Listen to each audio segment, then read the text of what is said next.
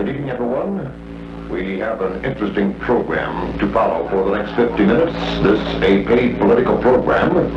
These are various members of the Citizens Executive Committee of Model Cities. Here speaking on behalf of the slate of candidates for the Citizens for Better Government. And those candidates are Frank Thurston, candidate for City Council at Large, Ernie Chino Mayo and Mickey Griego from Ward 1, Bill Lovato and Cleo Montoya for Ward 2, and Walt Steig and Fred Pacelli for Ward 3. Now, these are the views of the individual persons themselves, not necessarily those of the candidates. And before we get underway, I would like to remind you of a Meet the Candidate meeting tonight at Clennon Hall. If you're in doubt, come on out. Meet the candidates at this time at Clennon Hall. Refreshments will be served, and this meeting gets underway at 7:45. To lead off with, we have Roy DePaulo, and Roy is an area chairman. Roy, first of all, how did the Executive Committee of Model Cities come into being? Well, John, the Model Cities came into being at the meeting in the Santa Fe area at St. Joseph Hall, when all the various block captains, the area chairmen, were selected to serve on the Model Cities Citizens Participation Program. Okay. As an area chairman, what are you as an area chairman, Roy? As an area chairman, my function is to preside, chair the meetings of the various block captains in the neighborhood, and to see that the meetings are held according to the proper procedures, that everyone gets a chance to be heard, and to gather the information and bring it up to the next level in the program. Roy, I'm a little bit in the dark, and I know quite a few of the listening audience is also. What are the duties of the Executive Committee? Do they have control of any monies whatsoever, any finances? If so, what takes place? How do they administer these monies? Well, just give us the whole background. Well, John, the Executive Committee primarily wasn't formed to administer any monies. However, during the course of the program, as it went on, a $30,000 grant became available through OEO for citizens' participation. And their requirements were that the citizens themselves administer this grant and spend this money any way they see fit, so long as it pertains to educating or advising the citizens or getting them information that they want to get that they have no way locally to obtain. And this was the reason why the Citizens Executive Committee became incorporated, because this is one of the provisions of the grant of the party that was, or the group that was to receive it, had to become incorporated.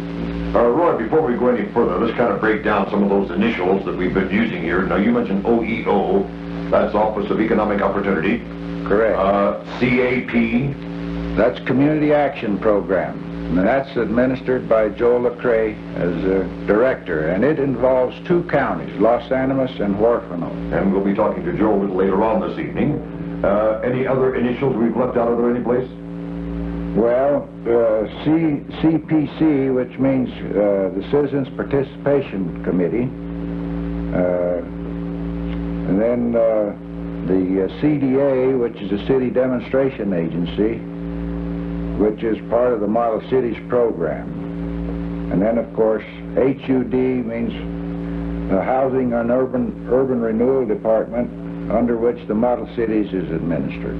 Now, the money that you mentioned that you had to, came into, you might say, charge of more or less, not to administer, you had to incorporate, is that right, Roy?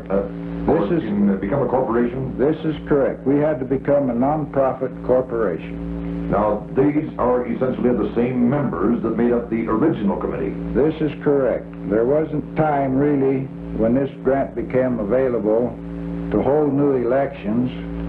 And the Citizens Executive Committee, since they were already functioning as a group, and they were all duly elected members of their particular areas, and they felt that they would be the ones, the proper ones, to administer this fund. Father White, over to you for a moment. You were also a member of the Laws and Crime Committee, but I know when this first came into being, when Trinidad was first notified they were a model city, interest ran rather high. But I have noticed here recently, and undoubtedly some others also have changed somewhat. In fact, I know some people that have changed almost to the negative as far as model cities are concerned. Why has the public interest in model cities tapered off? Well, I believe there are a number of reasons for that, but there are three that are fairly obvious. The first one was that after these committees, amateurs really, had gone as far as they could, the administration of Model City should have been prepared to hire a person who would put them into professional form. This job was turned back to the committees time and again so that they were asked to rewrite their program according to one form, then another form, and the people simply felt that some of the money that was granted for administration of Model City should have been used in hiring an expert expediter to draw these things up properly. Now, the second thing that caused a dropping off in interest, I believe, on the part of the citizens, was that the city council didn't respect the adequately expressed desires of the citizens with regard to priorities in the program. After the citizens had been told time and again that their opinion would be respected. Now, the third thing is that as a result of this, the people came to realize and were told by one expert after another that if they wanted their opinions respected, if they wanted any change in priorities, the first step in acquiring this was to elect a different city council. And therefore, I believe that a lot of sincere people who were really interested in trying to promote Model City came to the conclusion that this is where their energy would go. That the first thing they must do is get a city council that would be amenable to the suggestions of the committees and would honestly and sincerely dedicate themselves to trying to implement what the people ask for. Now, this is what the people sent to Washington were told when they got there. If what you say is true, then go back to Trinidad and elect a different council when the election comes up. Now, for this reason, many of us whose primary interest is in model cities, certainly not in politics, have put our heads together in an effort to find some people who would run for our city council who could be depended on to really represent the interests of the people. Now, we needed people who had no axe to grind, people who had no personal gain of their own to sponsor in the council, but who would really sincerely be dedicated to trying to achieve what the people who elected them wanted. And I think this is the answer to it as far as I can make out. Father, if you don't mind, I kind of want to put you on the spot with a question. Rumor. Now, this is strictly rumor. I have heard it several times. I know others have heard it also, that a certain faction is out, quote, to get your job, unquote. True or untrue? Well, if they are, I know nothing about it. And as a matter of fact, they don't understand very well the kind of a job I have. I'm a Jesuit with a vow of obedience, and I'm old-fashioned enough to believe that it means something, and I go where I'm sent. So if anybody gets my job, the provincial will have another one for me, and I'll go and do that job wherever it is, as I've always done in the past. Now, I don't know why anyone would want my job. Are they afraid that I'm more clever than Dr. Donnelly or something, or what is this? I'm not a politician, and my sole interest in this is the welfare of Trinidad, and especially of the parish that I'm responsible for. My only interest is in trying to achieve what's good for the people. I have nothing to gain personally, and I have nothing to lose personally. I'll have a job as long as I can work. And I certainly wouldn't want to think anybody is trying to get my job. I don't know whether it's worth getting. It's a job to do, and I do it. As a matter of fact, if anyone would come around our parish or our house, they'd find out that the one thing it really lacks is a superior who gives orders. Everyone does what he's capable of doing as well as he can. I'm happy with that. The provincial who's over me is happy, and the bishop seems happy. So I would advise anybody who is foolishly trying to get my job to be sure he has somebody willing to take it before he gets it. All right, that kind of answers that question, Father White. Very good. And now to Sister Marie Amadea.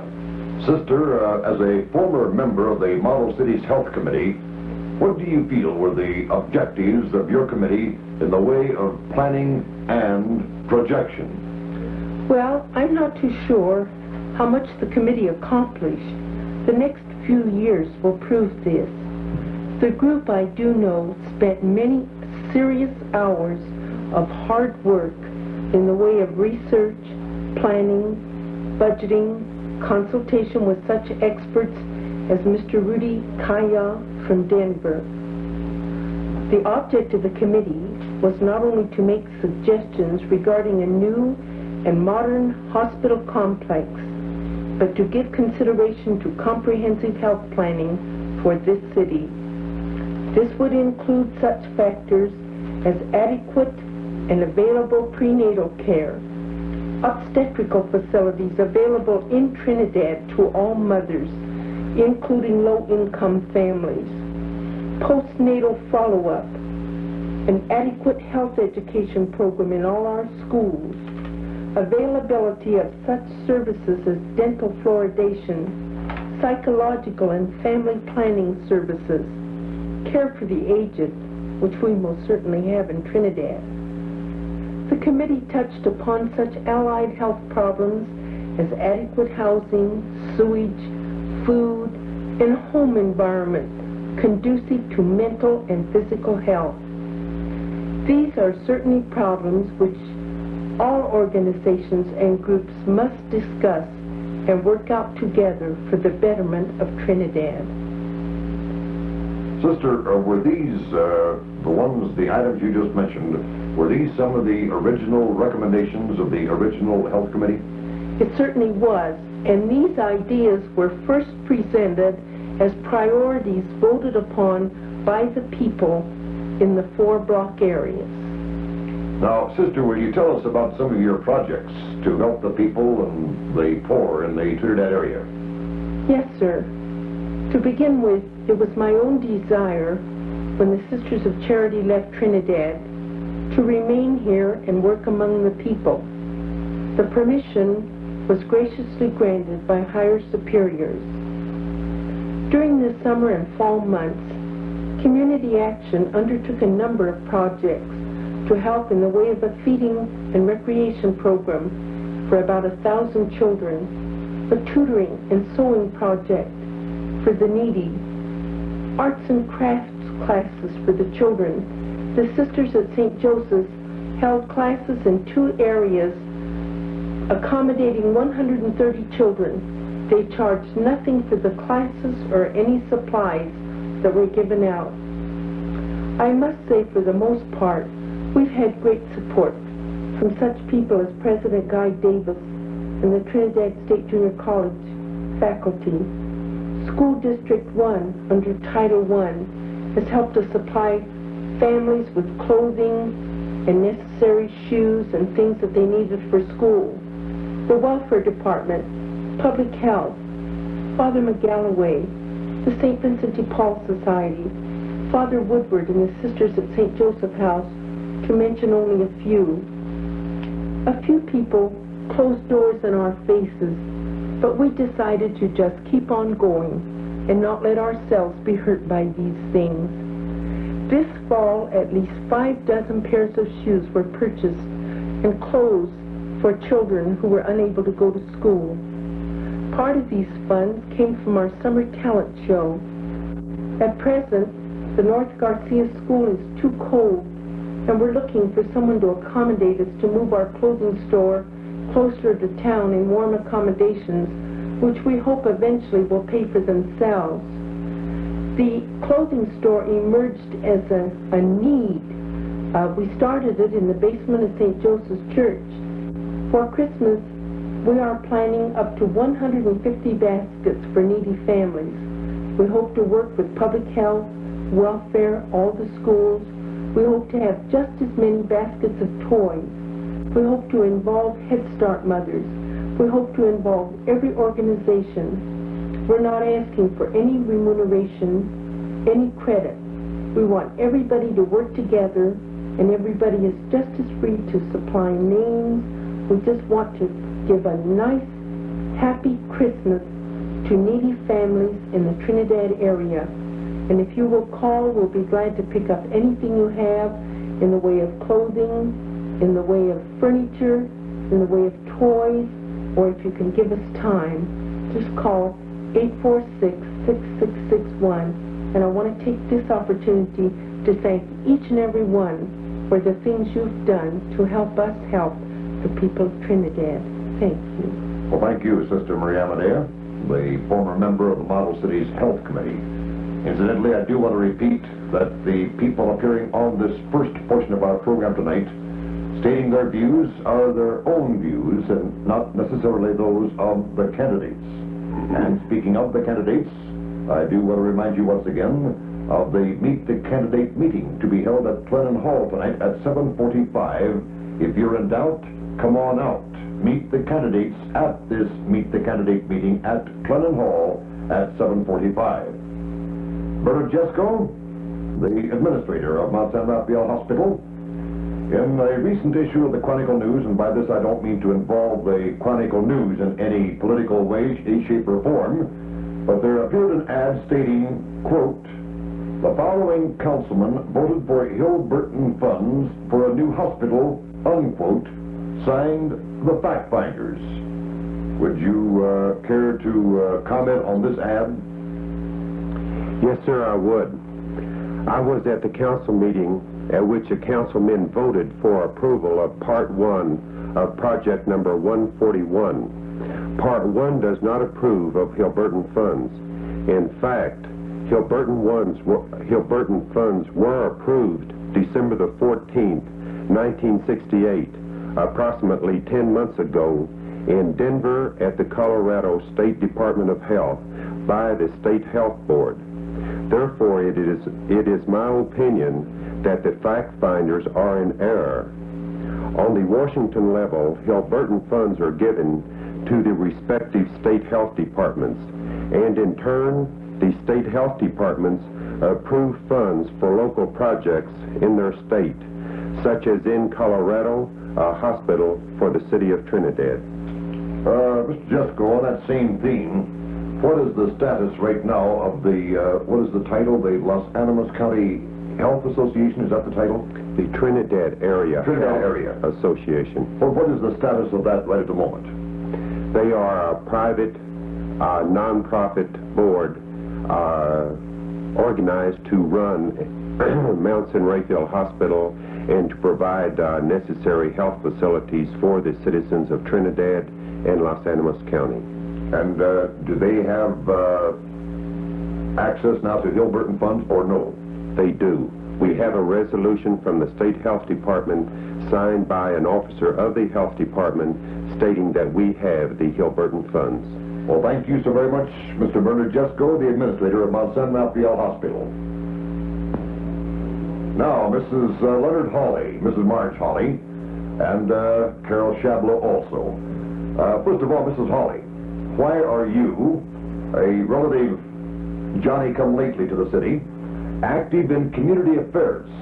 And also, I might tie right in there, why do you support this slate of candidates being sponsored by the Citizens for Better Government? Well, Mr. Steele, I'm a teacher, and I'm the mother of 3 children who attend Park Elementary School. I've participated in a number of community activities, most of them directly related to the education of our children. I am a past president of Park PTA and served on the Citizens Advisory Committee, who worked with the school board for several months prior to our last school bond election. I also am a member of the Model Cities Health Committee. I feel it is very unfortunate that school board business and teacher relations have been brought into this political campaign. I deplore the tactics that intimidate individual teachers and the uncomplimentary statements that have been made about our college and its president and staff. Mr. Davis is a fine man, a dedicated educator and a worker for the community. He is not a candidate in this election, and I think it is very unfair that these statements have been made over our news media. Now, may I interrupt just a moment, Mrs. Hawley? You mentioned that you worked with the committee on prior to the school bond election. That's right. In what capacity? I mean, what recommendations, planning, or what? Yes, we served for about 9 or 10 months, meeting regularly with the Board of Education in studying the problems of the schools in our community and making recommendations as to expansion and so forth in the future. What were some of these recommendations, by the way? Curriculum and things like this. Mm-hmm. Well, we began by going through all of the school buildings, starting at the top and going to the basement, studying the heating and the lighting and so forth, and we compiled quite a lengthy document of things which we felt needed to be improved upon, different physical structures that needed to be developed. And I might add that the committee's recommendation was not accepted by the Board of Education. We recommended that a new elementary and junior high complex be built out at the edge of town where there was room for growth, and that a new high school building be added within 5 years. And the Board of Education disagreed with us. And our committee decided that rather than to cause a great deal of dissension and maybe get no bond issue passed, that we would support the Board of Education at that time. And so we did. We backed the bond issue. And, of course, you know, it passed 4-1, which was rather unusual in the state at that time. And then back to our original, the second portion of our original question, and why are you supporting this slate of candidates? Well, first of all, I believe that this slate of candidates can unite the community to work together.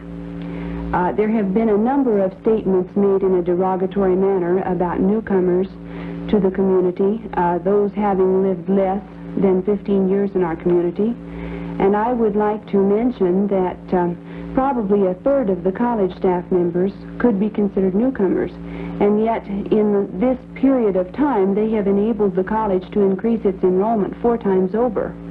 And now we're providing higher education for 1,300 students, as well as the wives working as teachers, nurses, secretaries, and in various other occupations.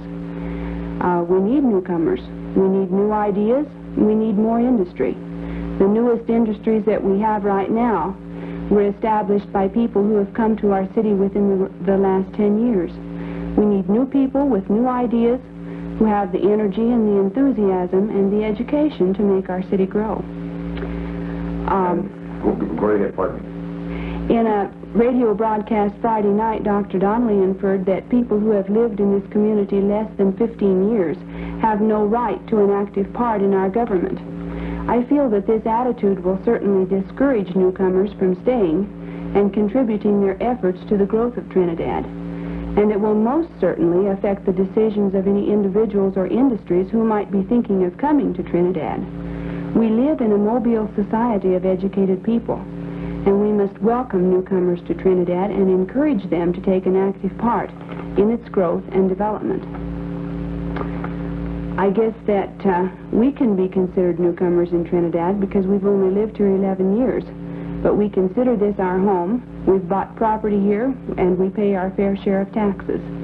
We participate in civic activities because we want to help make this a better community in which to live. I'm proud to live in Trinidad.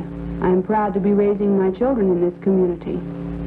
I'm especially proud because just a little over 55 years ago, many people in the Trinidad area were involved in a labor struggle that left a mark on the civilized world.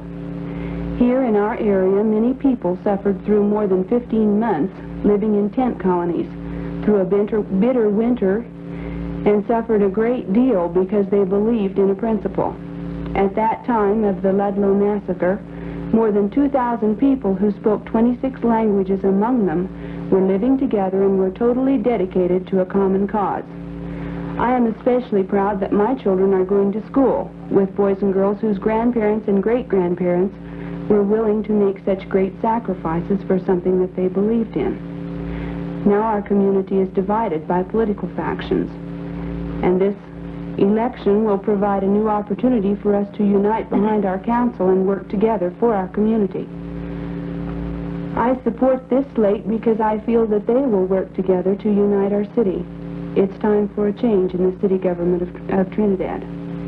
Well, thank you, Mrs. Hawley, and I might mention the names of those candidates on that slate once again, being sponsored by the Citizens for Better Government, and that is Frank Thurston for Councilman at Large, Ernest Chino Mayo and Mickey Griego from Ward 1, Bill Lovato and Cleo Montoya from Ward 2, Walt Steig and Fred Pacelli for Ward 3.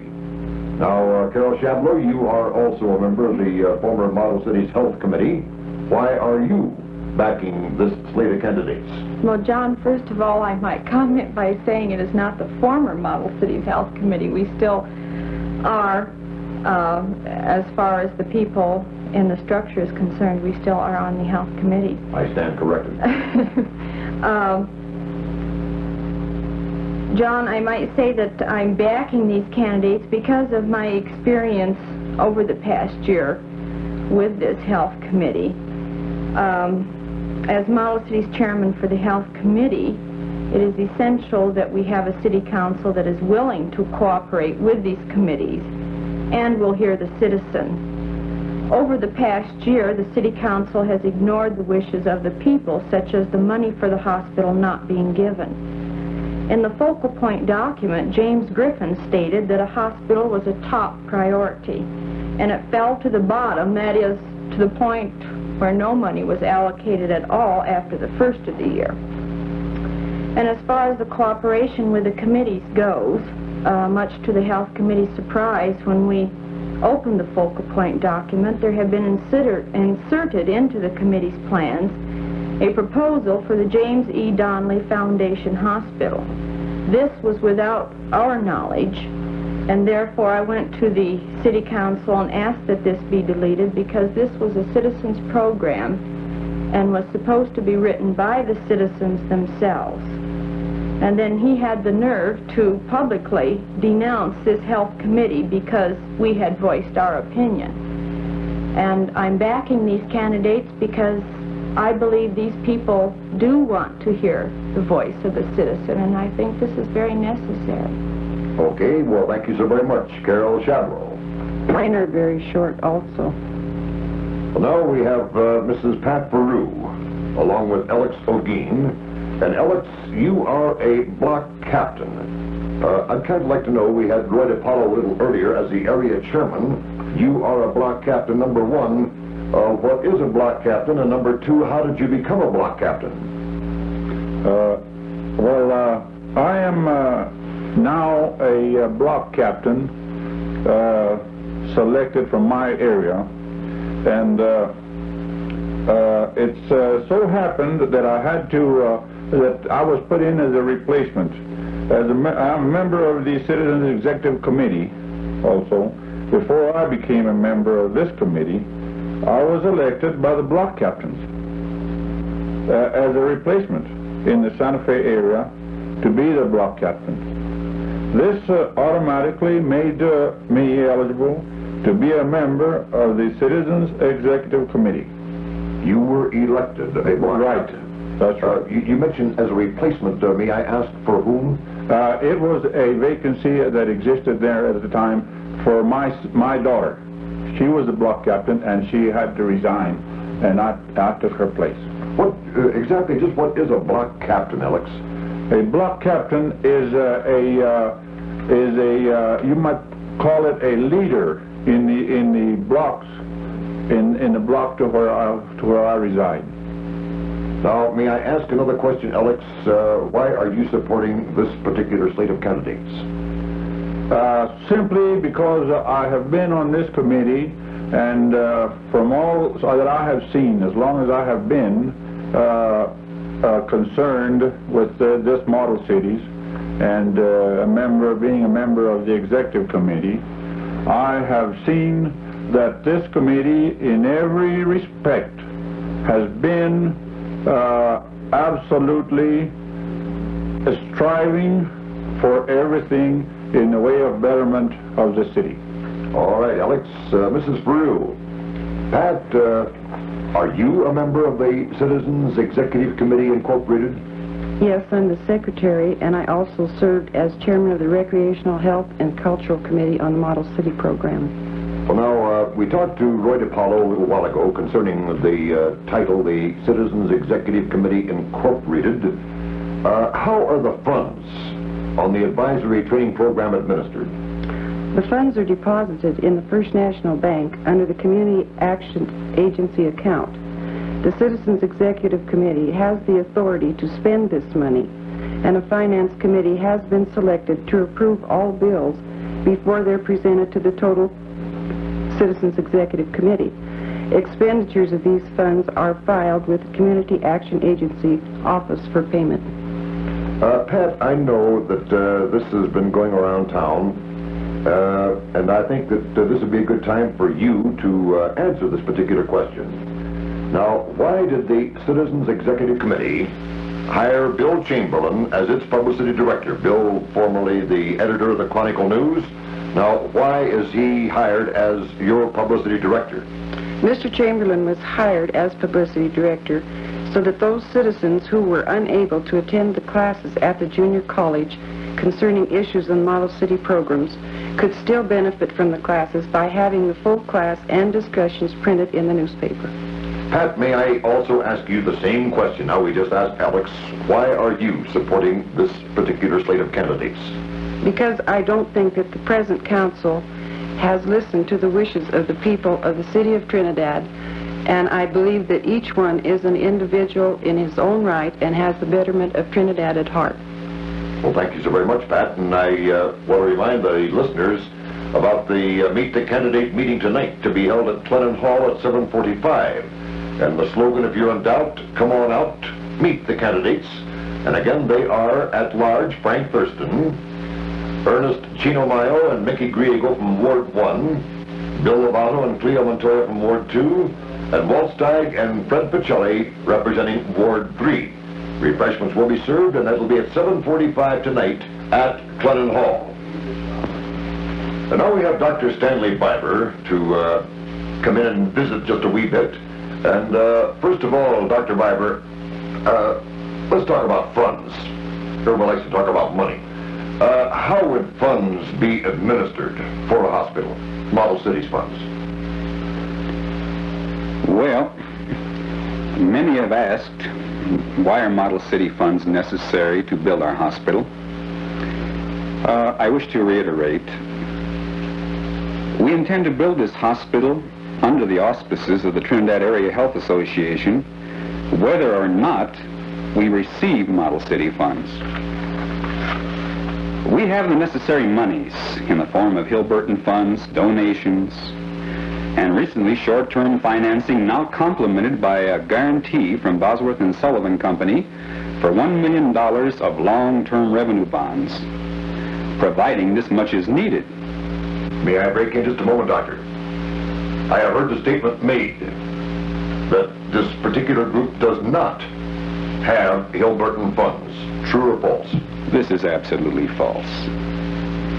Then we might ask, then why do we need model city money? Well, your hospital charges and mine are determined by expenses incurred by the hospital. Interest payments on revenue bonds and reducing their principal are a part of that expense. Now, this expense can only be reflected on your individual daily charges for that hospital stay. You can readily appreciate this by the article, I believe, in the Denver Post a couple of days ago stating something to the effect that hospital costs will approximate $98 a day in 2 years.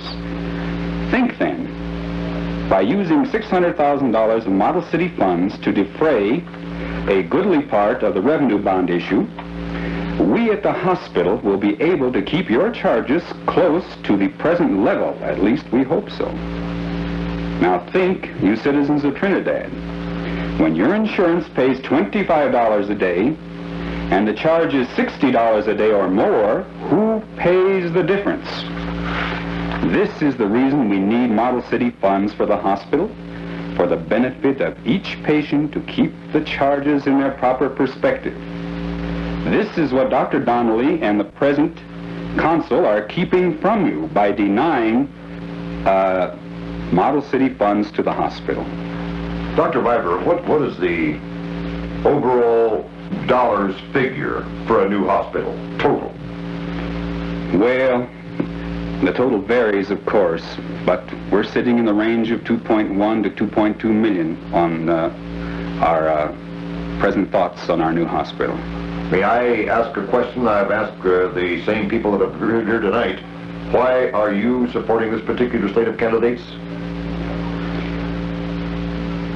Let me try to answer that. We must rid ourselves of this despotic regime that has so long ruled our city. We can no longer afford the unwanted luxury of a tyranny to rule, subjecting the people it controls by fear, trepidation, and without recourse or voice. Through dissemination of half-truths, as exemplified by this campaign, this regime, led by Dr. Donnelly, has attempted to cause utter confusion amongst the listening public and to further the hatred and divisiveness between the two factions. Dr. Donnelly is responsible for creating these two factions. Yes, only two factions. Those for the Donnelly regime and those against it. And thank heaven those against him have found their voice. This is the thing, quote unquote, he lashes out at with such venom in his radio harangues. The thing, no leader, just a massive voice of citizenry crying out against his tyrannical, prepossessing leadership, voicing objection to his decisions, overriding the desire and will of the people, humbling these same people with the force of his political office, with the effrontery of his famous statement, reference, quote, as I recall, as long as I'm riding the donkey, etc., unquote. This, mind you, in a representative type of city government with a city manager and a consul. Well,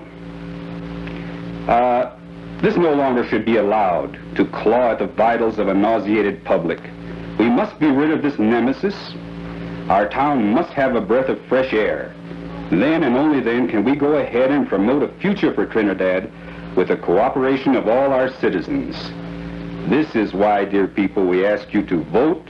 Vote for the 7 of this slate, because we know they can do it.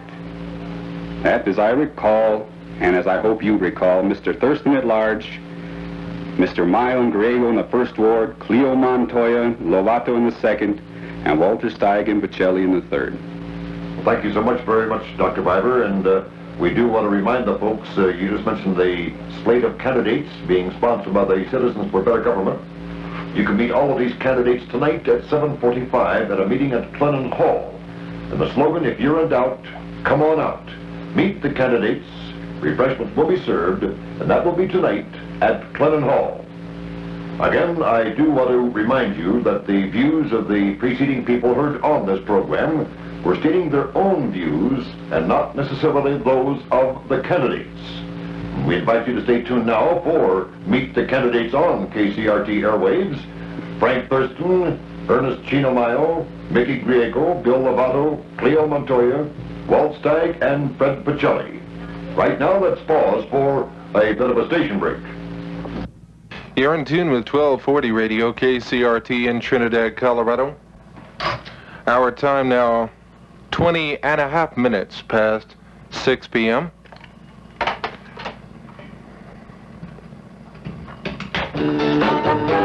The Intermountain West covers a vast area in this country. The Intermountain Network covers an even greater area. KCRT, through this vast network, can bring you the news that's going to most directly affect you. Why be informed? Why not?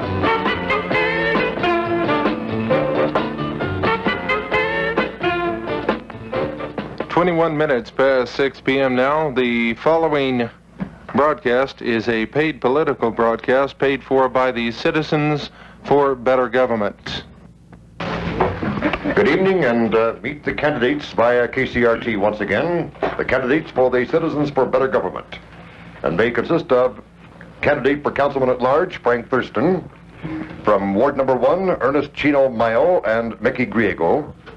From Ward number 2, Cleo Montoya and Bill Lovato. Ward 3, Fred Pacelli and Walt Stagg. Now, I'm going to lead off with Frank Thurston, first of all, running for Councilman at Large. And Frank, you care to make a statement before I start popping some questions at you? Well, Johnny, thank you. It's a pleasure for me to be here tonight for the citizens of Trinidad. I have asked for this opportunity to express my views in this specific direction. I have sat on the City Council, City of Trinidad, for 4 years. I make no statement saying that I have all the answers, and I'm not real knowledgeable in all the things that come before a City Council. But I will make this one true statement. I have answered everything that has come before me to the best of my ability. I have voted no numerous times, and I have also voted yes just as many, if not more, than the no's. But tonight, don't look at me as a negative sort of a person in which my opponent has tried to place me, but I will try to answer the questions that the other side has put before me. So that's the only statement I'll make at this time, and hope to answer the questions that they have asked. All right, Frank. Now, just stay right there. First of all, how did you vote for bringing model cities to Trinidad? This was my biggest opportunity to do something for the city of Trinidad. I had served on the Citizens Advisory Committee for the Workable Program for the city of Trinidad for 6 years. This committee was formed to enlighten the people of the community for different governmental programs within the community. This committee was formed and was not very active at the beginning. It was more or less a committee just to keep the community alive for federal funding. I studied the committee and we tried to make it workable. This committee was originally set up for the citizens' participation.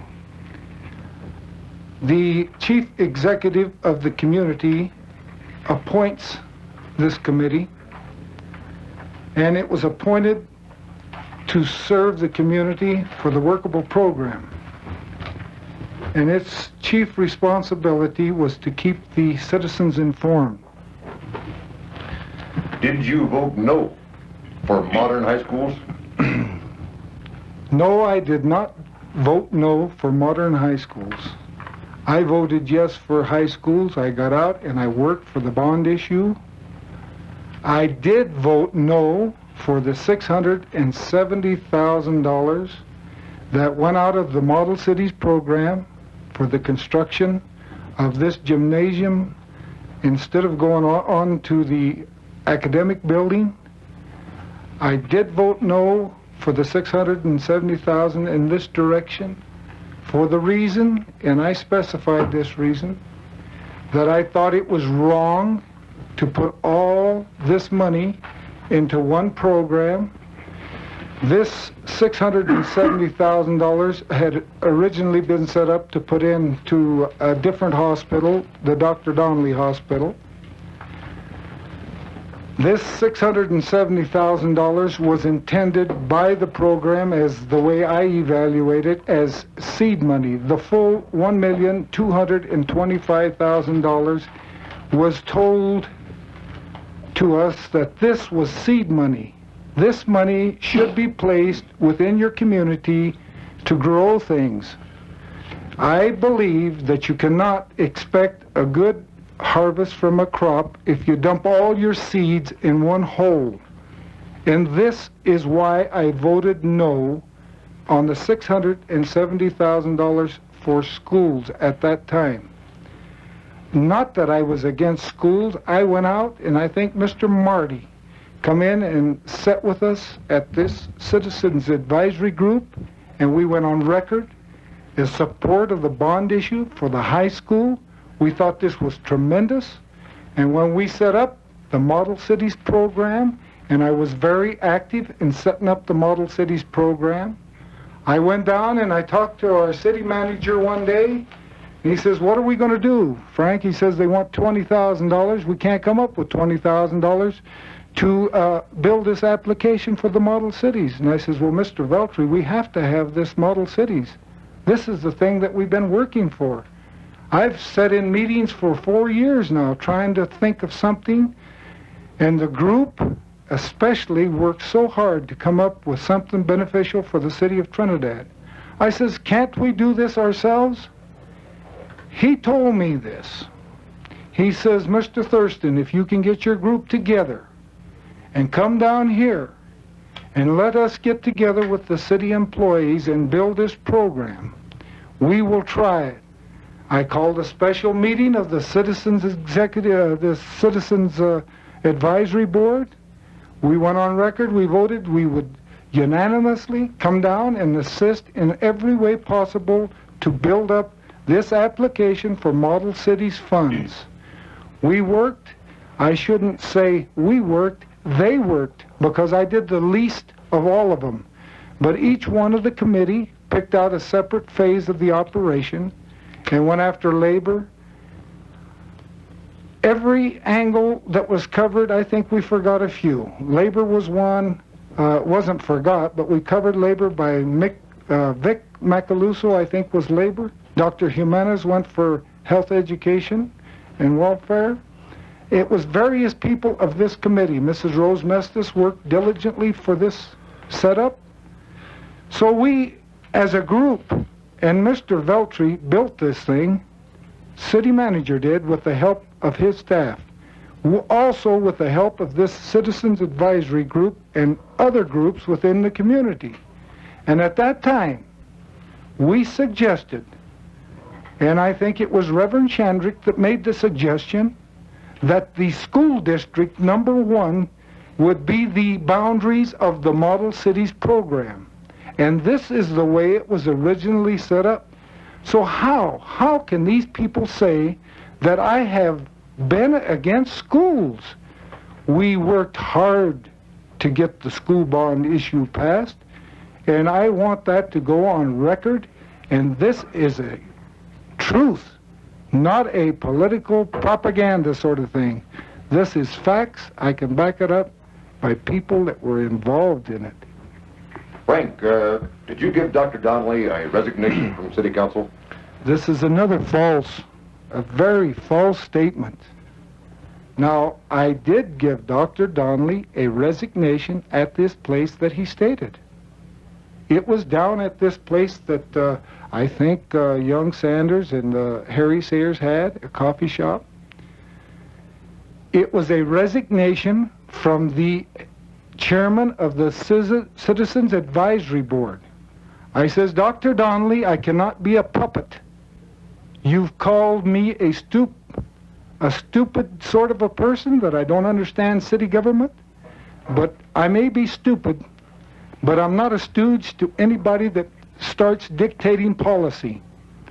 I made this statement. I handed him a written resignation as chairman of the Citizens Advisory Group. He did hand it back to me and says, stay on there. And I says, Doctor, I cannot do things unless I believe in them. And I took the resignation back and kept it and did not resign from the Citizens Advisory Group. But later on, in the same year, we were thrown out because we couldn't play ball. This citizen participation was given to the OEO, the CAP organization, which I had no quorums for it. I didn't think that it was a proper thing to do at that time, but Mr. Griffin, city manager, and Dr. Donnelly says this is the way it was going to go, so I agreed with it. So they scrapped the Citizens Advisory Group. But I did not resign from the city council. Frank, you're still right there. How did you vote on the model city's payroll? John, this is another one. The model city's payroll at the beginning, I thought would be a great thing, and it was only changed to meet what the government required in the last, since they've been funded. I don't know exact month they were funded. At the beginning, Mr. Griffin, program administrator, Mr. Shaddy, and Rosemary Slavic, and I think there was one more. I think it was Gerald Mays. They were the only ones on the model city's payroll. Well, this was supposed to have been set up to say that it was supposed to be comparable wages to other classes of employees within the city. Now, they claim they are part of the city.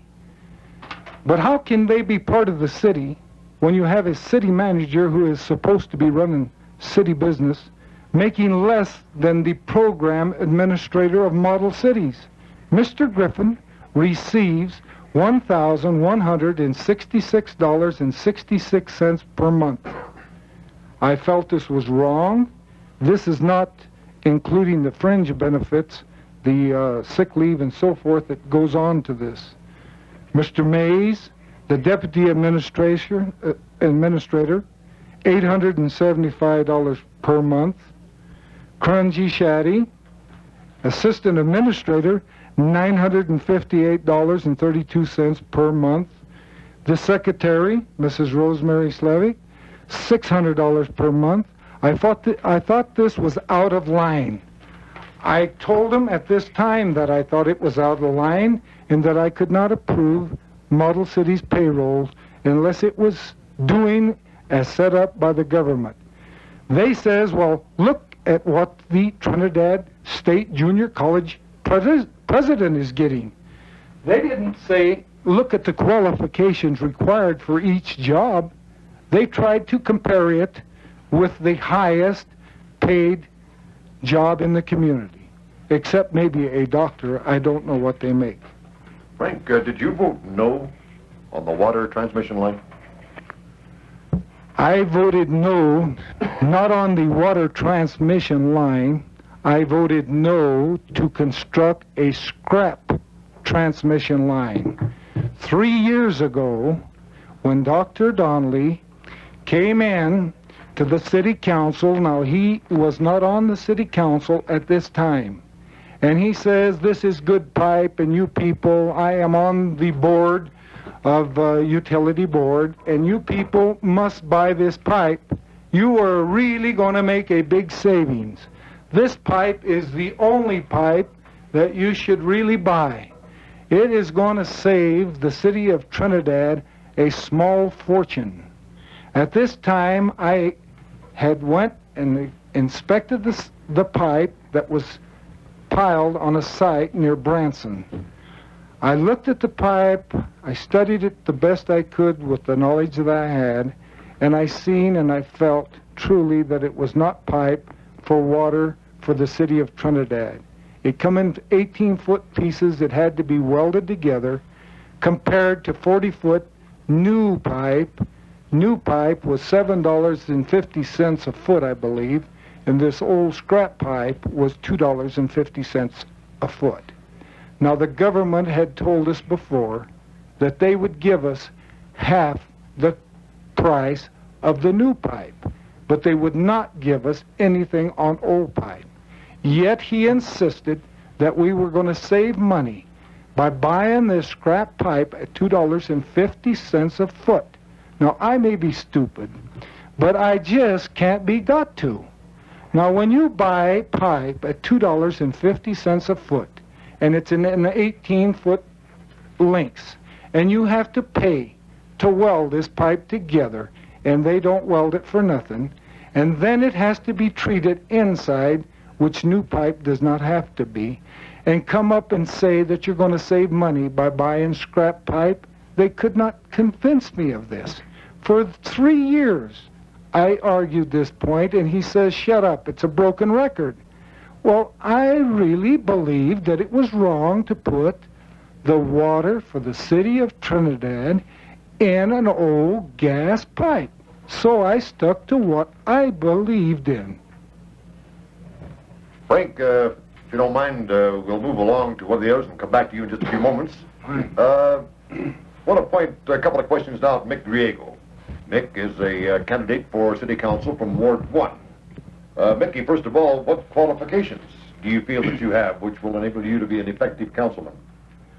Well, John, my deepest feeling is that my biggest qualification to be a member of the City Council of Trinidad is desire. I have a desire to see Trinidad restored to its proper status, that of a united city. A unified city can only progress, and this is what we all want. Well, along that same line, what are your opinions concerning model cities then? I think that Trinidad is extremely fortunate to have been chosen for this program. However, as fortunate as we have been, I feel that the program as it stands now has accomplished very little, and under its current direction will accomplish very little that is beneficial to our citizens. One glaring example of this is the utter disregard given to the citizens' request for a hospital. Well, then how can a more united Trinidad become a reality, Mick?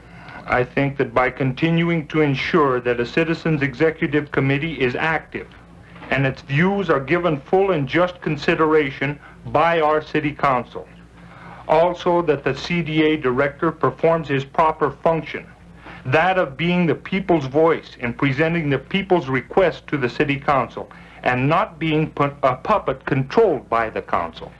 Well, what other projects then would you like to see implemented here in Trinidad? There are so many that to list them will be difficult.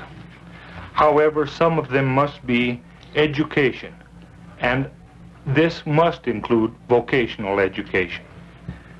Utilities of all kinds, which must be made available to all the residents of the city of Trinidad. All streets in the city limits of Trinidad should be completely paved. Large, and I stress large, recreational areas should be located throughout the city. The covering of the Carbon Street Arroyo. This is not only an eyesore, but it is also a breeding place for insects and germs. Most of all, I believe that Trinidad needs new industry, and in conjunction with this, a concentrated employment program to ensure that our citizens will have the skills necessary to be employed by any new industry that might locate here. In fact, these two items must work hand in hand in order to ensure a complete success of both programs. The hospital. This is a must because the above items are all worthless without adequate medical facilities. Okay, Mick, now are there any further comments that you'd like to make right now? Yes, there are, John. It strikes me very funny that Dr. Donnelly has, during the last week, on his radio broadcasts, urged and requested the people of Trinidad to get together and work together. And then he has seen fit to condemn the actions and desires of some of our very prominent, interested, and influential citizens, such as Mr. Davis and Mr. Eads. He has also seen fit to label many people as Johnny-come-latelys, and in so labeling them, has caused them to feel that they are definitely out of place in expressing their views. My question then would be, how can Dr. Donnelly condemn our prominent citizens and ridicule our newcomers and expect either cooperation or togetherness? It is now quite evident to all that a large part of our future rests in the hands of the Johnny-come-latelys, and that if Trinidad is to grow, it must do so by inducing other Johnny-come-latelys into Trinidad and involving them in all of our community affairs, in addition to finding a way of keeping our graduating students here in Trinidad.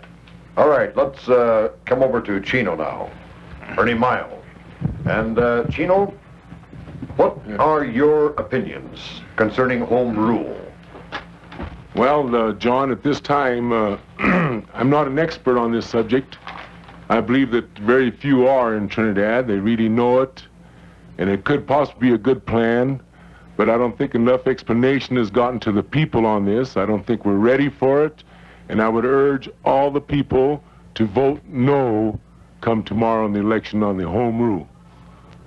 This is my last appeal for votes, and especially for those in Ward 1, I hope you go out tomorrow and let your conscience dictate for what you vote for. I might add on that same theme, Chino, that we certainly invite all to attend this Meet the Candidate meeting tonight at Clennon Hall at 7:45. If you're in doubt, come on out. And that will be at Clennon Hall at 7:45. You'll meet all these 7 candidates. You'll be able to ask them questions, talk to them, get their opinions, their views, and they can hear your opinions and your views. Refreshments will be served, and remember that's at Clennon Hall at 7:45. Cleo Montoya. Cleo, since you're president of the Citizens Executive Committee, would you mind telling the citizens of Trinidad and our radio audience how the committee was formed? Yes, John. When Trinidad was first designated as a model city, the city knew that they must have citizens' participation, and community action was contracted the resident participation phase of the Model City program. The structure outlined by the CAA was to divide the city into 4 neighborhood areas. The Citizens Executive Committee is composed of 4 block captains, 4 area chairmen, and 9 task force committee chairmen of the Model City structure, of which all of these people were elected by the residents in the 4 neighborhood areas. The names of these members are on record at Model City office and the CAP office. These people and the other residents who helped in the Model Cities program were sincere in their efforts. The ad hoc committee was formed as a temporary committee on the suggestion of Millard Penny of HEW to establish a chain of command and structure. The Citizens Executive Committee is composed of the same people, in addition to 4 block captains in the different areas, to give this committee a permanent status and to assist the Model City program and the citizens. Well, Cleo, what is the concept of the resident participation phase of the Model City program? The resident participation phase of the Model City program is an ongoing and continuing planning and implementation program. Since the Community Action Program has a contract for the 2nd year planning on resident participation but has not been funded, elections of the new task force committees for residents' participation have not been held due to the lack of funding from the Model City program. Well, Ms. Montoya, as an area chairman and also as president of the Citizens Executive Committee, and I believe that you were on the Health Committee also, how do you feel about the first-year action plan of model cities? Well, I can say this about it. I was on the health committee, and for a solid year, this committee spent 3 hours weekly at our expense to plan a comprehensive health program giving priority to the stated preferences of the people. However, when our plan was completed and submitted to Model City, we felt that the majority of the City Council disregarded these plans and set up their own priorities to suit themselves. I understand that other committees felt as strongly about this situation as the Health Committee. All 4 areas, without exception, chose the hospital as a first priority. And the minutes of these meetings are on record at the CAP office for anyone to see as verification of my statements. I would like to repeat this. All 4 areas, without exception, chose the hospital as the first priority. However, the hospital proposal was placed among the last priorities by the majority of the present City Council, and no funds were allocated in the first-year action plan. Dr. Donnelly is a co-advisor, along with Dr. Williams of the Public Health Department, on the Health Committee of Model Cities. These co-advisors were chosen before the committee was elected. The Health Committee, at their first organizational meeting, met at the Health Department. The committee was told that it would be the duty of the Model Cities office to send notices before the meetings. If Dr. Donnelly did not receive any notice of any meeting, it was not our fault. 3 meetings set up for all the doctors were planned by the Health Committee. Therefore, it was our responsibility to invite these doctors, and we did, personally and by written invitation. Dr. Donnelly did not attend. Cleo, we'll come back to you in a little bit if you don't mind. I want to get over here to Fred Pacelli now. And Fred, you are a candidate for City Council from Ward 3. And you have some statements to make? Yes, I do, John. Ladies and gentlemen, I'm Fred Pacelli, a candidate for Ward 3. As most of you know, I own a business in Trinidad. And since I own this business, I have never refused to help any charity or organization that have approached me for help. I want the people of Trinidad to also know that I have sponsored basketball and softball teams to arouse interest in our city. At the present time, I am Vice President of the Chamber of Commerce. Being in this good organization has helped me to meet people in all walks of life. Excuse me. This has been a liberal education in itself, since it has taught me about the problems which exist in our community. I enjoy working with people, and if elected, I want to extend this friendship. As I stated before, I am going to work with an all-out effort for the building of a new hospital, a new high school, and for industry, which we sorely need. While working this year with the Chamber of Commerce directors, I tried exceptionally hard to bring a large meat packing plant to Trinidad, which would employ approximately 300 to 400 employees. If it had been necessary for me to take a trip to New York City to see these people, I would have done it, and at my own expense. My family and I chose to live in Trinidad because we love it here. I am committed to the betterment of Trinidad. Anytime I vote on the council, I will be voting for the betterment of Trinidad. No strings attached. Mr. Ron Wilson has stated that he appreciated Dr. Donnelly's support. I only ask for the support of you, the voter. I want no strings attached. I only want to be committed to you for the good of Trinidad. I want a hospital for Trinidad. I want a high school, and I want industry for Trinidad. In the past, I will try In the past, I have tried to represent the people of Trinidad. I will try to represent you to the best of my ability, the way you want to be represented, owing no allegiance to anyone for their support, only to you, the voter. Thank you. Thank you, Fred. And again, you'll have the opportunity to meet all of the candidates tonight at 7:45 at Clennon Hall, a Meet the Candidate meeting. If you're in doubt, come on out. There's free refreshments, and that's at 7:45 tonight. Fred, let's move just to your left right now, and Bill Lovato. Bill, an incumbent and a candidate for City Council from Ward 2. Bill, Dr. Donnelly mentioned something about your motel. What do you have to say? Well, first of all, may I say that this is none of Dr. Donnelly's business.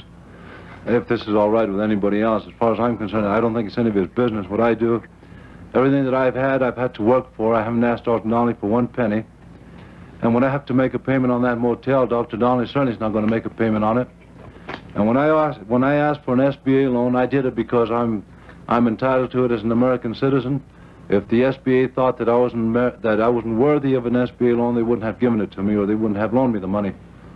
And I would like to also let the people know that this is a very poor damn way for anybody to play politics, when you have to get into somebody's personal business and to know what they're trying to do.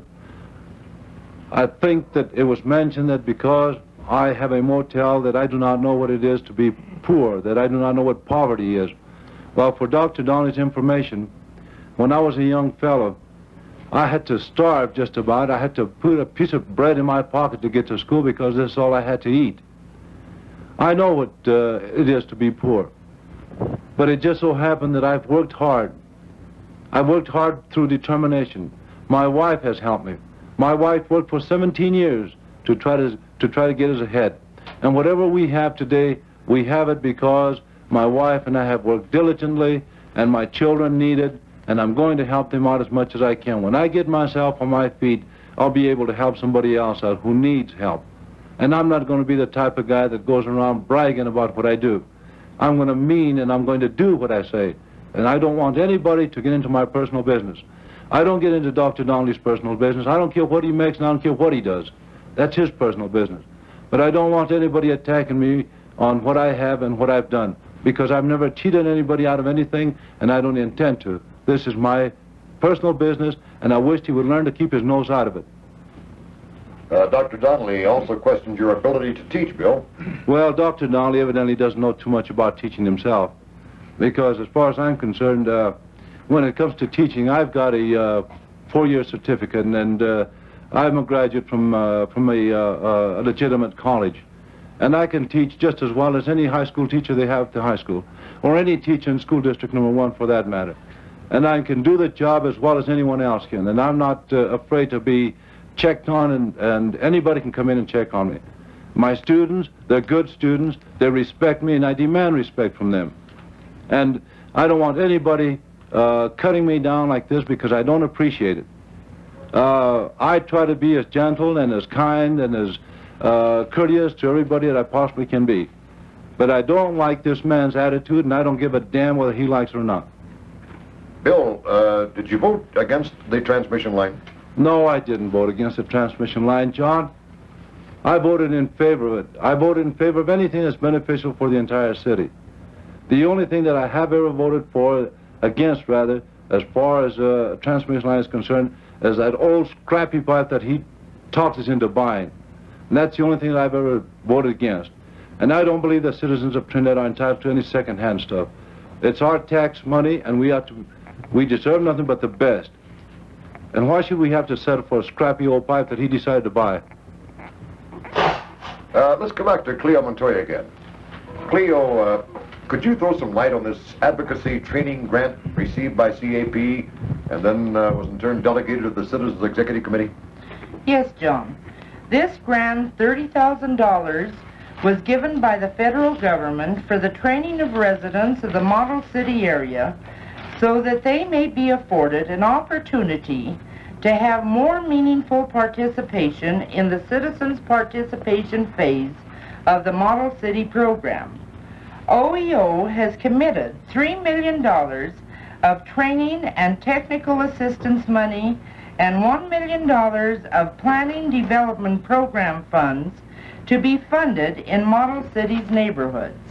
The purpose of this money is to build the capacity of model cities residents to respond effectively to the requirements of the Model City program by establishing responsible neighborhood organizations that can assess their problems and plan and develop programs. This effort also supports CAP's recent policy of strengthening resident organizations through the CAA.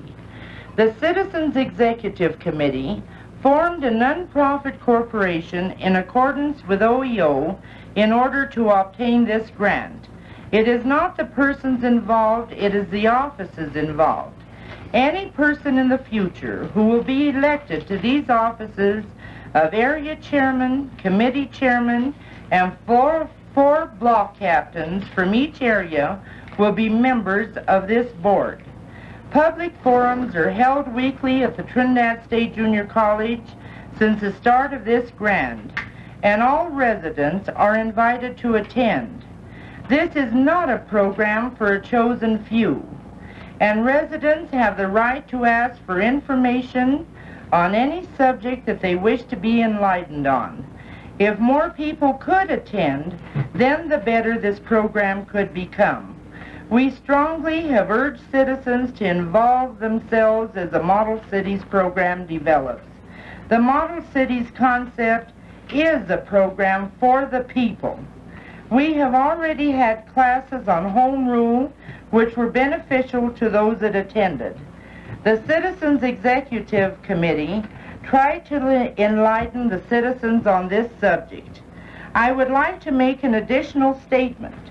This grant is not being used for any political activities whatsoever. Also, if I had not believed in the Model City program, I would not have spent the many long donated hours that I did on it the past year. I want to stress again that the Citizens Executive Committee is composed of members selected by the people in their various neighborhoods. This committee represents the people and is not subject to the will of any one person. We agreed to work in good faith with Model Cities and are still waiting for the meeting that they promised. Cleo, any further statements you'd like to make now? Yes. I would like to add that the women represent 1/2 of the population of Trinidad, and the council is representative of the people. Therefore, a woman certainly should be included. We want fair representation in this city council. My only interest is the welfare of Trinidad, and I most certainly will listen to the voice of the people. All right, let's come back over to you, Frank Thurston. Frank, why did you vote and nominate yourself as mayor 2 years ago? Well, John, good. That's a good question. This question here 2 years ago, I sat back and this time I have to tell a little story. Maybe I shouldn't do this, but I think this was one of their questions. So I'll do my best to answer it in the best way I know how, and the best way I know how is facts, is actually how it happened.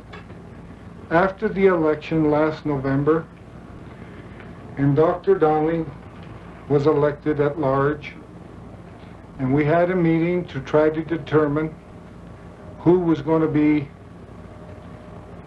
councilman at large or mayor, in which he says that we don't know nothing about. We do not understand the responsibilities of the mayor. I definitely do understand the responsibilities and duties of the mayor without what was put in the paper tonight. I've read it numerous times. I know the responsibilities of the mayor. If he wants to use the mayor, we'll say mayor instead of chairman of the council. Sitting at the back of a drugstore Mr. Robb, myself, and I think it was Doc Sanders, young Ron Sanders.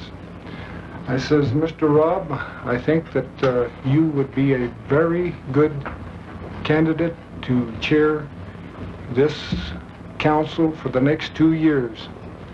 I says, Mr. Robb, I would appreciate it if you would take this. I would gladly nominate you, and I am sure that you can get the votes needed to chair this council for the next 2 years. In fact, I begged this man 3 or 4 or 5 times saying, Mr. Robb, I think that you could do the city of Trinidad a service by accepting this job. He says, I don't have the time. I says, Jerry, my gosh, you've got the time, you're involved. The duties of the chairman is simple enough that you chair the meetings. In fact, he did the job for the past 2 years at various times and did a real good job at it.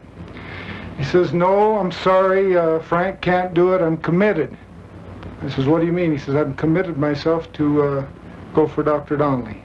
I says, oh, Jerry, I wished you would reconsider. He says, no, I can't do it. I've already made my commitment, so I can't do it. And I says, well, that leaves me no alternative. I says, I think that I will show that there is one person that isn't committed down there. I hadn't talked to Mr. Lovato yet, but definitely he wasn't committed.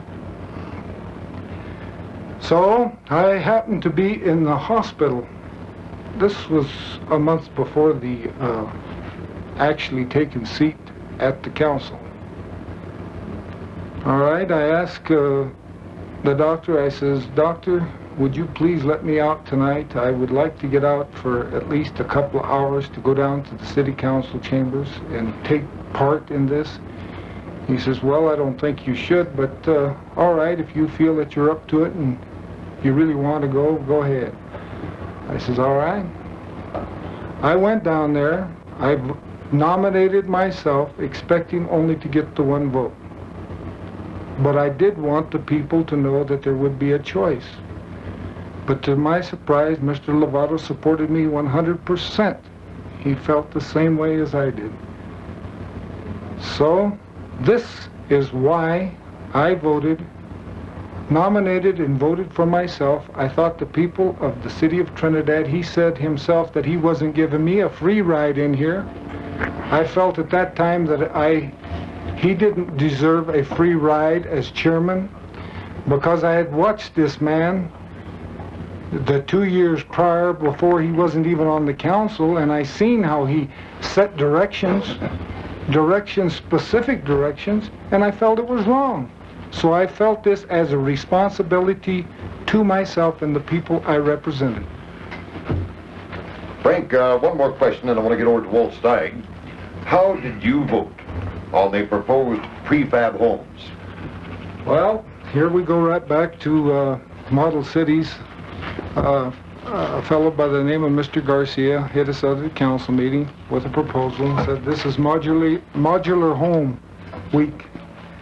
He says, we've got to go modular homes to meet the demands of housing in the community. And I says, well, I would like to ask one question on this thing. How many people have been involved in housing in the city of Trinidad? We had a committee set up for housing. I think that this should be given to this committee to study and ask our local contractors if they couldn't come up with something to meet the needs in the housing or the prefabbed homes in our community. Oh no, this is just going to be an experimental deal and it has to be acted on tonight. You have to build 50 units in the city of Trinidad. I says, oh, I don't think this is fair. This is another deal.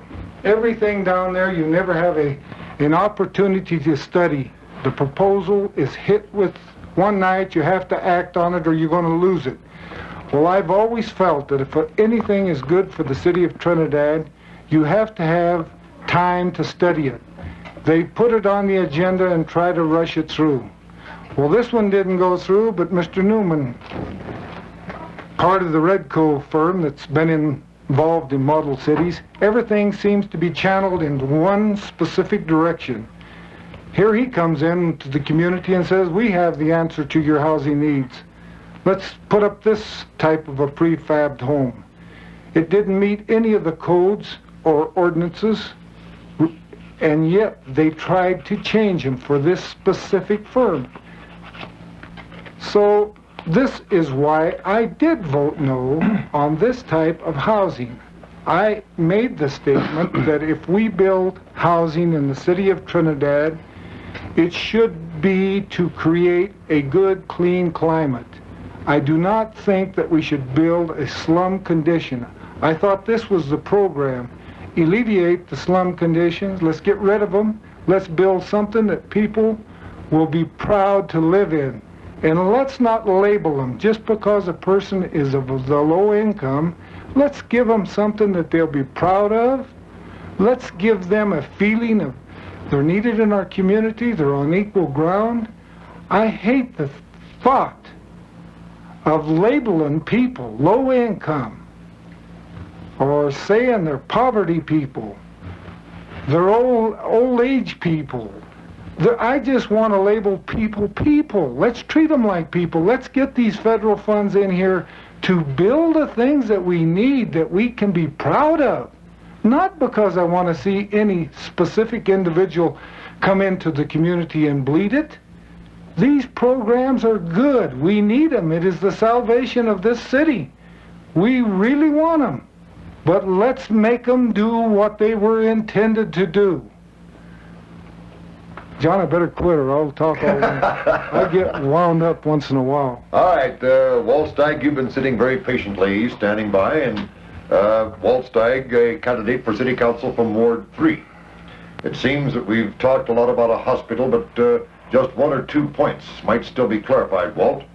Did you or did you not have commitments for money last December 5th when the meeting was held over in the high school auditorium?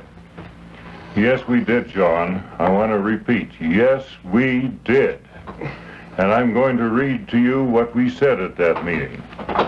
And I'll tell you why some of the things happened that did happen.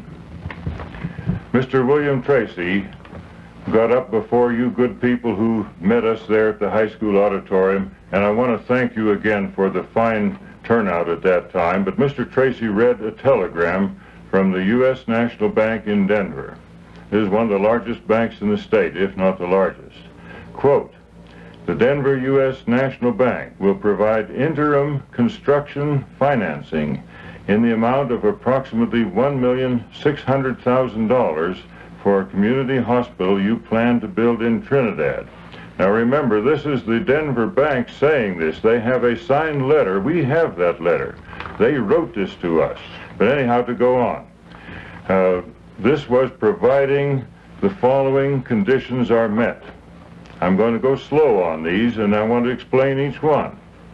Number one, this is the first condition. Submission of acceptable architectural plans.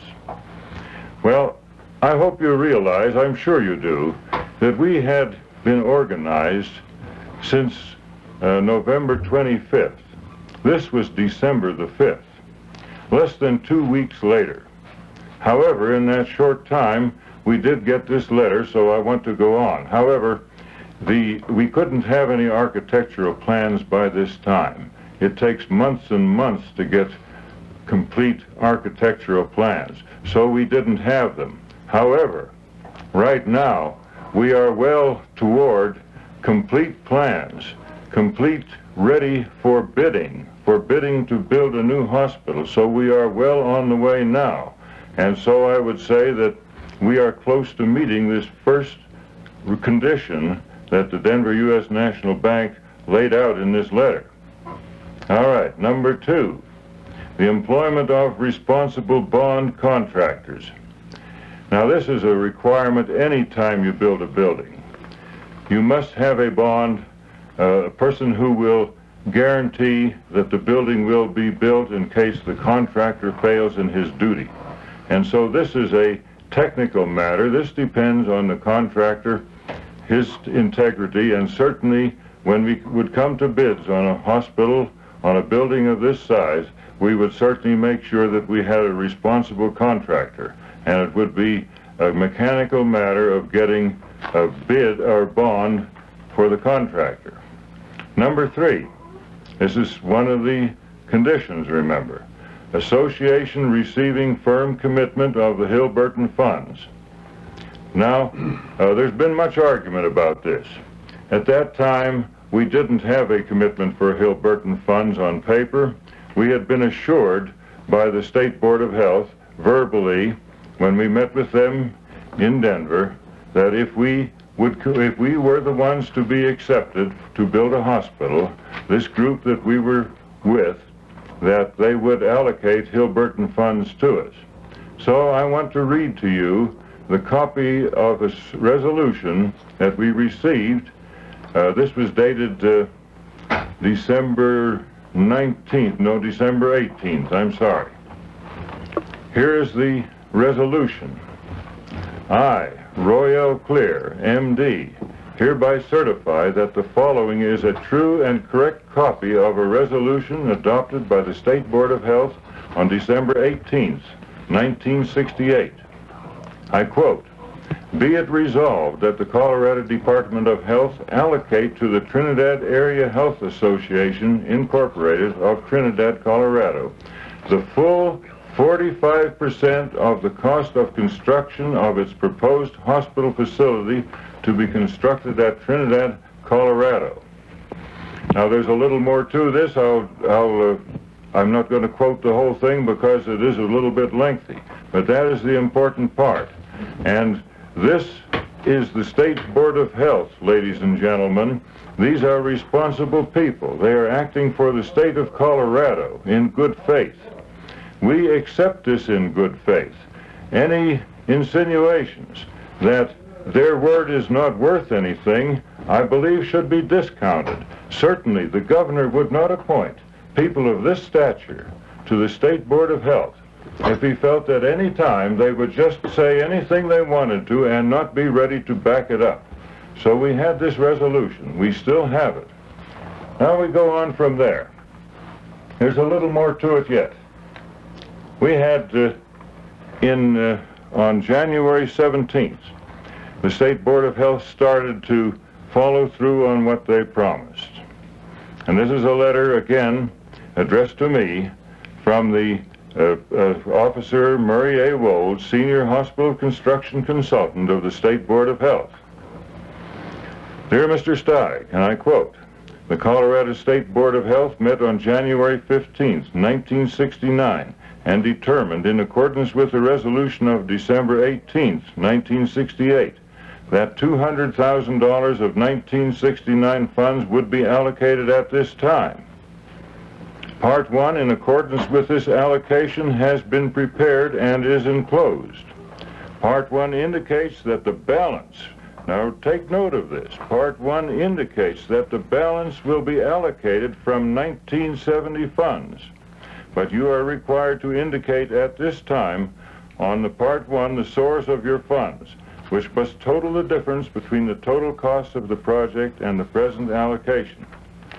When returned, properly completed and signed, the Part 1 will be processed through the Federal Regional Office, and you will be notified of such approval." Now, I think this last paragraph here is very significant. Documentation of your sources of finances will not be required until approximately 4 months after federal approval of the Part 1, at which time it is expected that the federal allocation will be increased to the allowable maximum, and your documentation of funds will require a showing of the difference between the total federal grant and the estimated costs. Now, I hope I've shown here that we certainly meant to act in good faith, and I believe the people who wrote these letters also did so. In fact, I know they did. This is their business. They've been doing this for years. Many hospitals in the state have been constructed with federal funds, and this kind of a procedure goes on all the time. Now, perhaps a little bit of explanation here of why we are not yet building a hospital. Remember, the balance of the 45%, which that resolution spoke of, was from 1970 funds. If you'll recall, it was on December 18th, I just read it to you, of last year, that they allocated some funds. No, I'm sorry, I'm even ahead of that. It was on January the 17th, when they allocated funds. They don't start allocating these funds until about the first of the year or late in the year. We still do not have the balance of that 45%. How could we build a hospital? The bank had asked us to meet certain conditions. We have not yet met the conditions. That is not our fault. It isn't really anyone's fault. This is the way the process goes. But I want to continue reading. I think this last paragraph here is very significant. Documentation of your sources of finances will not be required until approximately 4 months after federal approval of the Part 1, at which time it is expected that the federal allocation will be increased to the allowable maximum, and your documentation of funds will require a showing of the difference between the total federal grant and the estimated costs. Now, I hope I've shown here that we certainly meant to act in good faith, and I believe the people who wrote these letters also did so. In fact, I know they did. This is their business. They've been doing this for years. Many hospitals in the state have been constructed with federal funds, and this kind of a procedure goes on all the time. Now, perhaps a little bit of explanation here of why we are not yet building a hospital. Remember, the balance of the 45%, which that resolution spoke of, was from 1970 funds. If you'll recall, it was on December 18th, I just read it to you, of last year, that they allocated some funds. No, I'm sorry, I'm even ahead of that. It was on January the 17th, when they allocated funds. They don't start allocating these funds until about the first of the year or late in the year. We still do not have the balance of that 45%. How could we build a hospital? The bank had asked us to meet certain conditions. We have not yet met the conditions. That is not our fault. It isn't really anyone's fault. This is the way the process goes. But I want to continue reading. I think there was another condition here. The condition that we finally come up with the whole package together. Now that means that when you get all of these finances together, your hospital plans and everything in one bundle, then we're set to go. I hope I've pointed out why we are not yet at this stage. When we will be there, I'm not sure. I try to be honest and truthful with you people. Why didn't we explain this at the high school auditorium that night? Well, really, folks, how could we? How could we go into this lengthy tirade and explain the whole situation like I've been trying to do now? And I'm just really hitting the high points now. But I assure you that if any of you want to really know the facts, the whole thing, it takes several hours. You come over to my house or you call me on the phone. I don't think we ought to tie up the phone for a couple of hours, but I'm glad to meet with you and tell you and show you these documents I have. Or ask any of our board. We have 15 good, solid citizens of Los Animas County on this board. And I dare anyone, yes, anyone, to talk about these people, about their integrity. You people, I think, know who they are, but if you don't, I'll certainly give you the list. I have a duplicated sheet of the members, their address, their phone numbers, what they have done, and I think you know most of them, and I believe you would trust most of them, too. Now, I'd like to go on a moment from this point of where this hospital is, but perhaps you've had enough of the hospital. I'd just like to talk one moment about something that came up this morning. This morning, Dr. Donnelly came on the air again, and I did listen to most of his program. And I was very sorry that he brought into the situation President Guy Davis of the Trinidad State Junior College. Now, I think most of you people know President Davis, and I really feel bad about this. I think perhaps most of you do, because You know, Guy Davis has been with us for many years. He went to high school in Kim. He's a resident of this community. You people elected him as superintendent of the county schools back in the late 40s. You must have had some confidence in him. Let's see what went on at Trinidad State Junior College. We've had a number of presidents, several since I've been there. But up until the time that Guy Davis became president, which was in 1958, the college remained just about where it had been when I came here in 1947. Now that was 11 years. There was very little happened up on this hill. You people who were around all these years can verify that. I think even Dr. Donnelly will admit that nothing was really going on. We had a nice school. We had an enrollment of around 300 students, and everything was just fine. We were having no problems. And, you know, when you start expanding anything, you do have problems. Then Guy Davis came on the scene. Now look up on the hill once. Just look. Does this happen accidentally? Do you build a fine college like this accidentally? Does it just happen by chance? Does a person who isn't worth their salt cause this to happen? A college doesn't just build by itself. This man went out and hustled, and he worked for you people in Los Animas County. This is your college, and I know most of you are proud of it, and I hope you continue to be proud of it. This is the envy of the state and of the whole area, and yes, in some cases of the whole United States. I mentioned the other night about the people that visit us because we are an example of an excellent junior college. And so I resent very much that somebody takes my president, my boss, to task for something that is so grossly unfair. Is this supporting our community? You people know that this is one of the largest industries in the city. We employ well over 100 people. The students that come to us from out of town leave hundreds of thousands of dollars a year here. What would this town be like without that? Just think that over.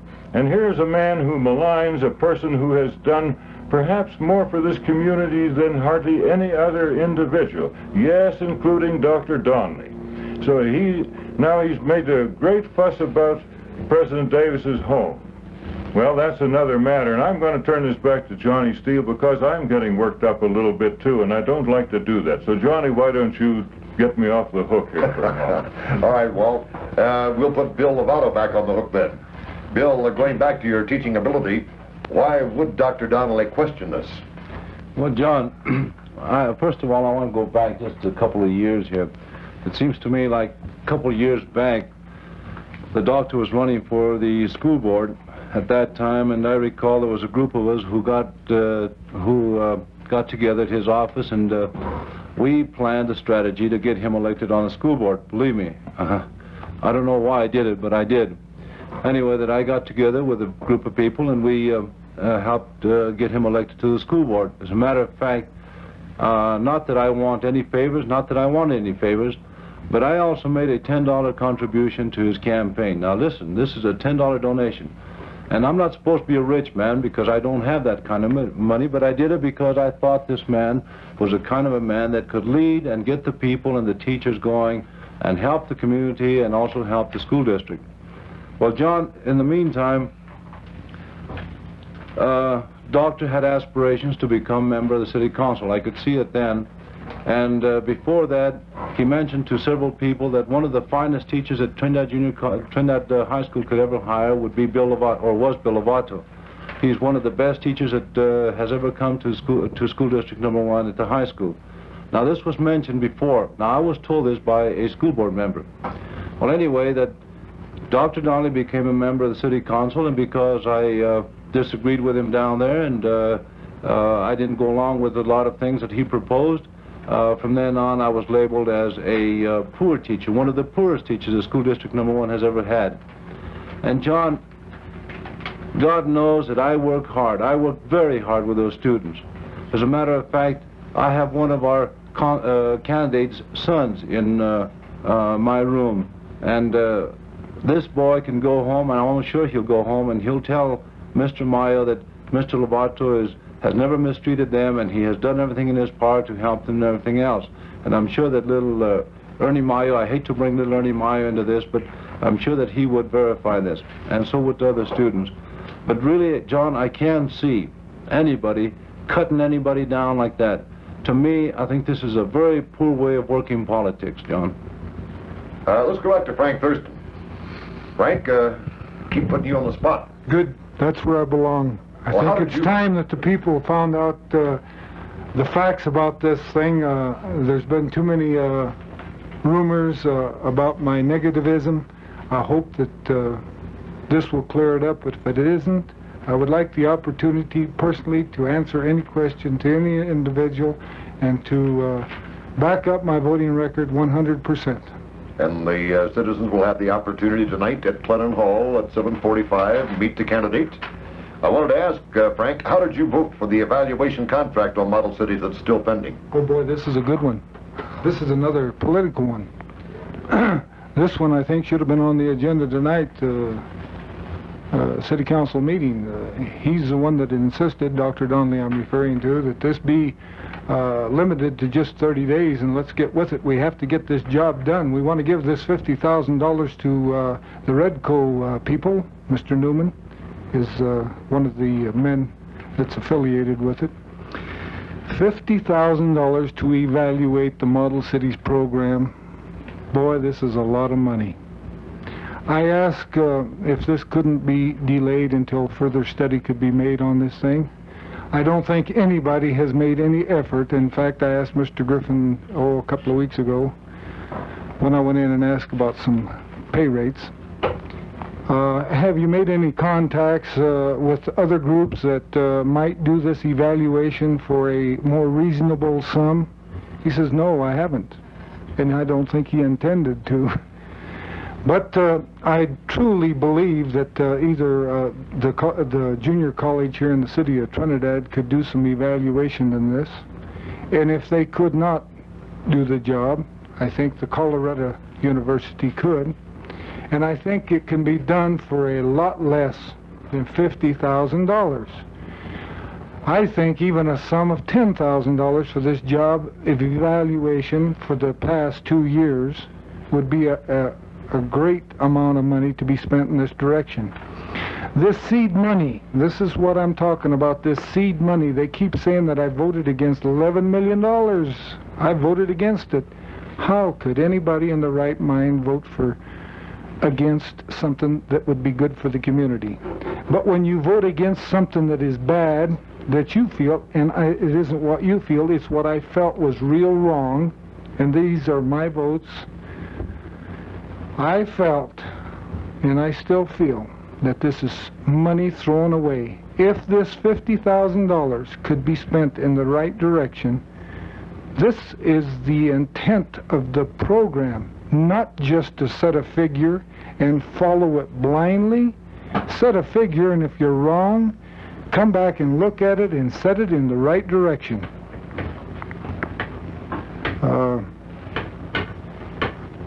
Everything I think that's been handled so far throughout the Model Cities program has been channeled into a specific direction. We have had requests from various citizen participation groups to at least look into some of these things. We've ignored them every time. Park and Recreation is one. They threw us a little money and said, here's $6,000 and the city will put in $6,000 and we'll build a mini park. Well, nobody cares about building a real park. They seem to think, well, let's buy this place on the hill, it's cheap. They tried to force this through. Well, they didn't look and see what was necessary to build a park and where it would meet the needs. They just says, well, this was the cheapest place we could come up with and this is all we could do, so you're going to have to take it and like it. Well, the people on the Park and Recreation Committee didn't like it. They never worked with them. They says, no, I'm not touching it. Take it and do what you want with it. Well, it's still just laying there. Nobody's working on it. We have to involve people to get these jobs done. So let's get busy. All right, before we leave for this Monday evening, do any of you seven have any further statements you'd like to add right at the moment? Fred I'd Pacelli. like to say something. I'd just like to supplement a little of what Frank Thurston just got through saying about the necessity for recreation, better facilities for recreation. It did my heart good this past summer to see this new recreation we had for the women, for the young women, and for the married women who participated into these sports. It was wonderful to see the women take part in this game. It was very nice to watch them, and they had a very youthful attitude towards this. And I'd certainly like to see more of it. I'm for recreation 100%.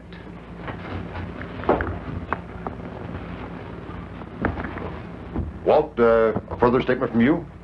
Yes, I'd just like to wrap this up with a few general statements here. How are we, the so-called Big Seven, going to do all of these things we were talking about? That's a good question. Many people have asked me this. Here's our answer. We're going to operate like a democracy. We're going to let you think for yourself. We're going to let you, the public, come into the inner sanctum. We're going to ask you to tell us what you want your city to be. Because all of us, the Big Seven I mean, sincerely believe that several thousands of heads are better than 7 heads.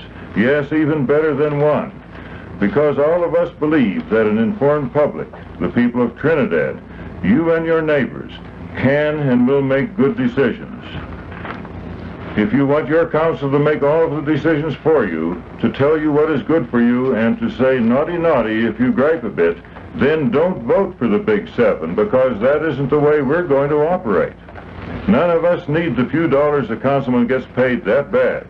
But if you feel that only you, working with your fellow citizens and your council, can move Trinidad forward, then we truly want to serve on your council. Thank you, John. Thank you, Walt. And again, remember to meet the candidates tonight at Clennon Hall at 7:45. And the preceding time has been bought and paid for by the Citizens for Better Government Committee. And the 7 candidates now would like to have you join them with Red Skelton. If I may I recite it and try to explain to you the meaning of each word? I, me, an individual, a committee of 1, pledge, dedicate all of my worldly goods to give without self-pity, allegiance, my love and my devotion to the flag, our standard, Old Glory, a symbol of freedom. Wherever she waves,